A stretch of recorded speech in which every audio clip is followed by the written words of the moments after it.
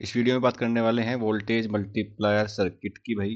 ठीक है, आपसे पहले हम जो है यूनिट कवर कर चुके हैं। ठीक है, तो आप लोग जो है वो वीडियो फॉलो कर लेंगे। उसके बाद बात करेंगे वोल्टेज हम मल्टीप्लाई सर्किट क्या होता है। तो इसमें आपको पढ़ना क्या है, ये देखिए voltage multiply circuit diode capacitor network which is use to produce a DC output voltage that is an integer multiple of peak value of an AC input voltage without using step up transformer. यानी कि हमें कोई transformer use नहीं करना है। इससे पहले आप लोगों ने देखा होगा कोई भी इनपुट लग रहा है तो एक ट्रांसफॉर्मर वर्क कर रहा था। ठीक, वोल्टेज मल्टीप्लायर सर्किट उसको बोला जाता है कि जब हम ट्रांसफॉर्मर का यूज नहीं करेंगे, इनका विदाउट यूजिंग ही हम क्या करेंगे, हम डीसी आउटपुट वोल्टेज ले लेंगे। और वो वोल्टेज क्या होगी, एक इंटीजर मल्टीपल होगी peak value of AC input की। मान के चलो एसी इनपुट आपका वी ए है, तो जो आपकी आउटपुट वोल्टेज आएगी यहाँ पे कोई इंटीजर आ जाएगा। उसकी उसके लिए हम यूज करते हैं वोल्टेज मल्टीप्लायर सर्किट। हमें जरूरत क्यों पड़ी, जरूरत इसलिए पड़ी स्टेप अप ट्रांसफॉर्मर और बल्कि एंड एक्सपेंसिव। भाई ट्रांसफॉर्मर ज्यादा तो होते हैं, एक्सपेंसिव भी होते हैं, तो very high voltage is required. उसके लिए हमें ज़्यादा वोल्टेज भी चाहिए, but current requirement is low, लेकिन हमारी रिक्वायरमेंट करंट की लो है। तो हम ट्रांसफॉर्म का यूज क्यों करेंगे, तो इससे बचने के लिए हमने क्या यूज किया, वोल्टेज मल्टीप्लायर। आप देख सकते हैं transformer insulation becomes difficult at high voltage, यानी ट्रांसफॉर्मर तब काम करता है जब उसके पास बहुत ही हाई वोल्टेज अप्लाई की जाती है ना। भाई हाई वोल्टेज अप्लाई करने से बढ़िया है कि हम वोल्टेज मल्टीप्लायर का यूज कर ले और वोल्टेज को कम रखें और आउटपुट ज़्यादा ले ले। भाई किसी भी सर्किट की हम क्यों बनाते हैं कि हम मिनिमम आउटपुट मिनिमम इनपुट दे करके मैक्सिमम आउटपुट गेन करें, तभी तो है। अब ट्रांसफॉर्मर लगा दिया जी, वो तो वैसे ही ज़्यादा वोल्टेज ले रहा है। तो हम इस पे प्रिंसिपल कैसा काम करता है, voltage multiplier circuit works on the principle of, कैसे, पहला चार्जिंग कैपेसिटर पर, है ना, स्टैकिंग पर, एडिंग कैपेसिटर पर एंड कंबाइन कैपेसिटर पर, ये तीन चीजों पे काम करता है। ये बात ध्यान रखना है कि कैपेसिटर का चार्ज होना बहुत जरूरी है। रिसेंटली वीडियो बताया गया है क्लैंपर्स के अंदर बताया गया है कि कैपेसिटर कैसे चार्ज होता है, उसको जाके फॉलो कर सकते हैं, है ना। Voltage during one half cycle, stacking यानी कि एडिंग करनी है कैपेसिटर की, और आपको कंबाइन करना है कैपेसिटर को। तो आगे क्या होता है, तो आपके टाइप में बांटा गया है वोल्टेज को। पहला बांटा गया voltage doubler, voltage tripler, voltage quadrupler. यानी कि अब ये डबलर, ट्रिपलर, ये क्वाड्रपलर है, ये क्या है। ठीक, तो डबलर का मतलब दो डायोड, ओके, ट्रिपलर का मतलब तीन डायोड, एंड इसका मतलब चार डायोड यूज करेंगे। तो वोल्टेज डबलर को जब बात करते हैं, तो वोल्टेज डबलर आपका दो हिस्सों में बंटता है। पहला यानी कि दो हिस्सों में होता है, पहला हाफ वेव में और फुल वेव वोल्टेज डबलर के अंदर। तो क्या कहते हैं, a voltage doubler produce an output voltage approximately equal to the twice the peak input voltage. यानी कि वोल्टेज डबलर मान के चलो वी आई इनपुट है, तो जो आपका आउटपुट होगा वो लगभग डबल हो जाएगा इनपुट से, वो वोल्टेज का डबलर का काम होगा। कैसे काम करता है वो भी देख लेंगे। तो आपको जब वोल्टेज हाफ वेव वोल्टेज की बात करें डबलर की, तो इस टाइप से इसका डायग्राम बनता है। दो डायोड इसके अंदर यूज होते हैं और दो कैपेसिटर इसके अंदर यूज होते हैं। ये बात ध्यान रखनी है, वोल्टेज मल्टीप्लायर के अंदर जो काम करना है उसके अंदर डायोड के साथ प्लस में कैपेसिटर यूज करना है। ठीक है भाई। और कैपेसिटर का कंसेप्ट कहां से आया था, क्लैंपर से आया था, है ना। तो ये बात ध्यान रखनी है। फुल वेव वोल्टेज डबलर में क्या करते हैं, फुल वेव में आपका देखो यही है, दो डायोड लगा दिए, दो कैपेसिटर लगा दिए, इनपुट जो आउटपुट मिलता है आपको वो डबल मिलता है, किससे, इनपुट वोल्टेज से। इनपुट वोल्टेज मान के चलो वी आई क्या है आपका, वी एम के इक्वल है। तो इतनी बात डबलर में ध्यान रखेंगे।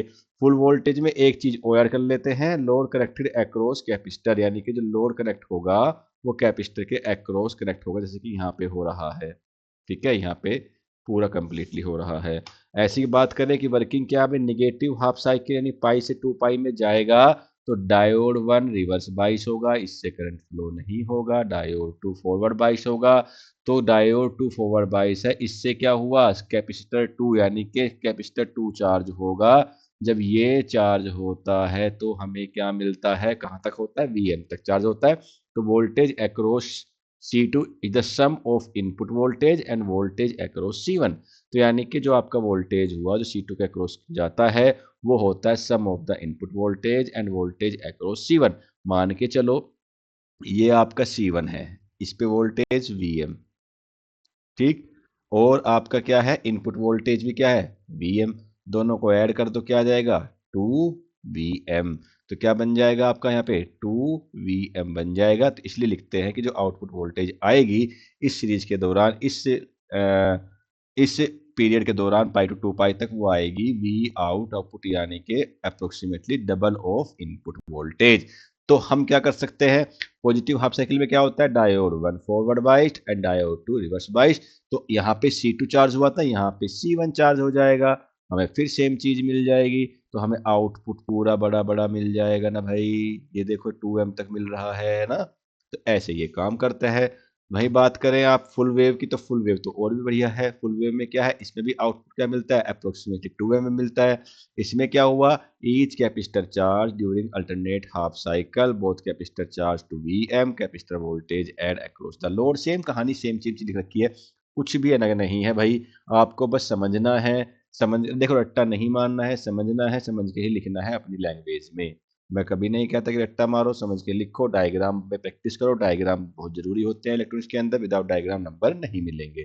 ठीक है भाई, तो ये आपको बात ध्यान रखनी है। ओके, ये ट्रांसफॉर्म है रिमूव कर सकते हैं जब ये बन जाएगा पूरा। ओके, तो अब वोल्टेज ट्रिपलर की बात कर ले, तो भैया वोल्टेज ट्रिपलर में क्या हुआ, 3 डायोड होंगे, 3 कैपेसिटर होंगे, सेम कहानी बनेगी।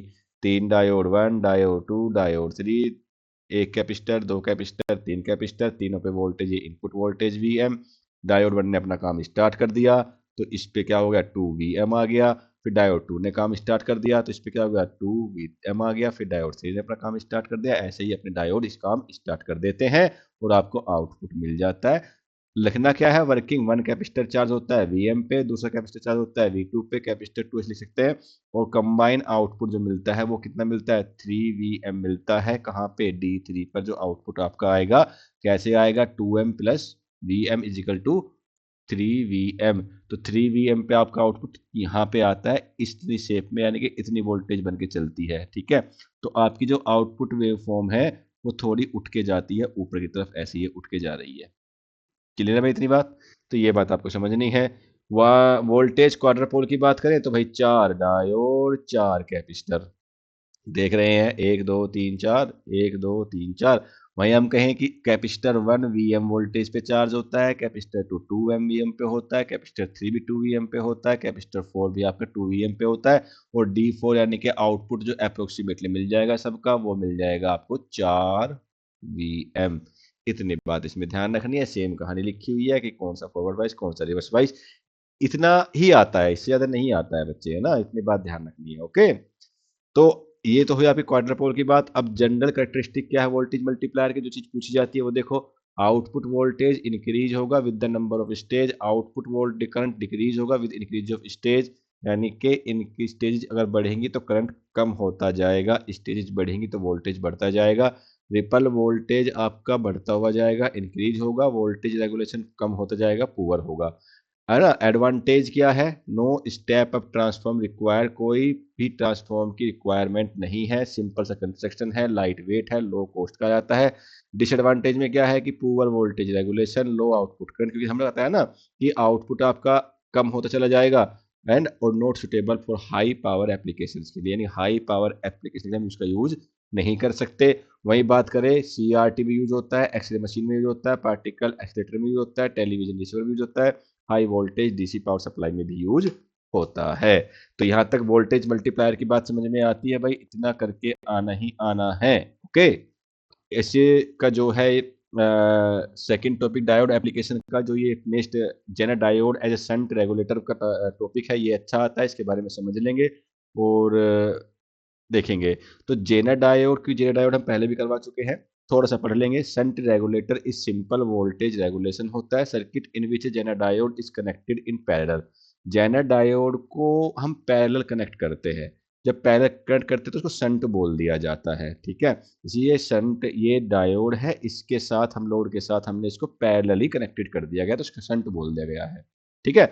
तो with the load resistance to maintain a constant output voltage even when input voltage और लोड करंट वेरीज, यानी कि इनपुट वोल्टेज कुछ भी कार्य करे, कितनी भी घटती बढ़ती चली जाए, लेकिन यहाँ जो वोल्टेज रहेगा ये इसका काम होगा उस वोल्टेज को मेंटेन करने का, ठीक है। तो जिसको बोल देते हैं रेगुलेटरी वोल्टेज। देखो हमने वोल्टेज दी अनरेगुलेटरी वोल्टेज दे दी, यानी वेरी कर रही है। जब यहाँ से आउटपुट निकलेगा तो आपको रेगुलेटरी वोल्टेज मिल जाएगी with the help of zener diode, ठीक है। इसलिए बोलते हैं zener diode as a shunt regulator. कैसे मिलेगी? The circuit consist of the supplied voltage V S, series resistance R S, zener diode connected in reverse bias. Zener diode काम करता है रिवर्स बाइस में, ये बात ध्यान रखना, पहले भी बताई है जब हमने जेनर डायोड पढ़ाया था। Zener diode and the load resistance R connected in parallel, ठीक है। अब इसमें क्या वर्किंग, क्या है वर्किंग ऐसे, when the input voltage V S greater than two V Z, the diode operates in breakdown region. तो क्या करेगा? डायोड आपका ब्रेकडाउन रीजन में कार्य करेगा, ठीक। The voltage across the Jenner diode and the load resistance remains approximately equal to V Z के equal आ जाएगी। The output voltage remains constant, यानी कि आपकी जो आउटपुट वोल्टेज है वो कांस्टेंट बन जाएगी, ठीक है। अगर हम इनपुट वोल्टेज को इंक्रीज करते हैं तो क्या होता है? Current through the series resistance increase, यानी जो करंट है वो भी बढ़ जाएगा। The extra current flow through the Jenner diode, यानी कुछ एक्स्ट्रा करंट जेनर डायोड के अंदर जाएगा। When the load voltage remains unchange, जबकि लोड वोल्टेज क्या रहेगी? अनचेंज रहेगी, ये इफेक्ट पड़ता है। लेकिन अगर हम क्या करें, लोड करंट को इंक्रीज कर दें तो जेनर करंट डिक्रीज हो जाता है अपने आप ही, but the Jenner diode still remains in the breakdown region and maintain constant output voltage. यानी जेनर डायोड क्या करता है? जेनर डायोड अपने ब्रेकडाउन रीजन में कार्य करता है, वर्क करता है, ठीक है। अब हमने क्या कहा? लोड करंट को बढ़ा दिया। अगर बढ़ जाए तो, अगर बढ़ा क्या दिया, बढ़ जाती है अपने आप, तो जेनर डायोड उसको कंट्रोल करता है कि भाई हमें कुछ नहीं बढ़ाना है, हमें कांस्टेंट आउटपुट वोल्टेज रखना है। क्यों रखना है? क्योंकि जेनर डायोड ब्रेकडाउन रीजन के अंदर कार्य करता है, और ब्रेकडाउन रीजन आपको बता रखा है कैसे कार्य करता है। समझना है ज़्यादा अच्छा तो आप इसकी जो जेनर डायोड की वीडियो है उसको फॉलो कर सकते हैं। इसलिए हम कहते हैं zener diode absorb current variation, यानी करंट के अंदर जो वेरिएशन होता है उसको जेनर डायोड एब्जॉर्ब कर लेता है और कार्य करता है शंट वोल्टेज रेगुलेटर। देखिए, शंट का मतलब आपका एक रेजिस्टेंस ही होता है, ठीक है। तो जब रेजिस्टेंस का कार्य क्या होता है? करंट को रोकना, करंट को एब्जॉर्ब करना।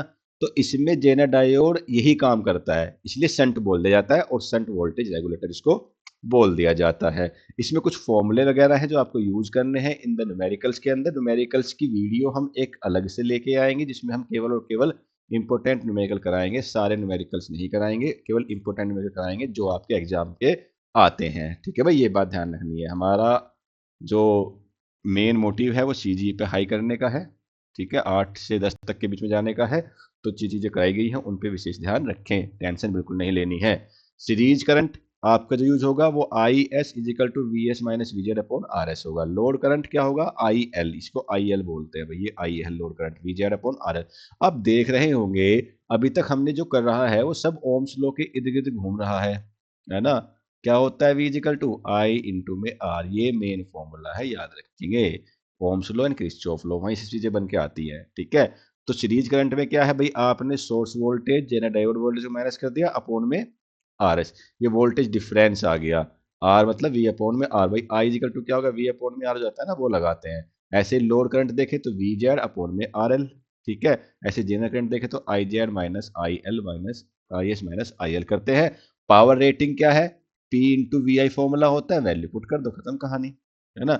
The value must be less than the rated power of the Jenner diode, ये ध्यान रखना है। कंडीशन क्या है? कंडीशन ये वाली जो आपको याद रखनी है कि आई जेड मिनिमम होना चाहिए, यानी कि I Z and I Z maximum, ये कंडीशन ध्यान रखनी है, लिख के आनी है।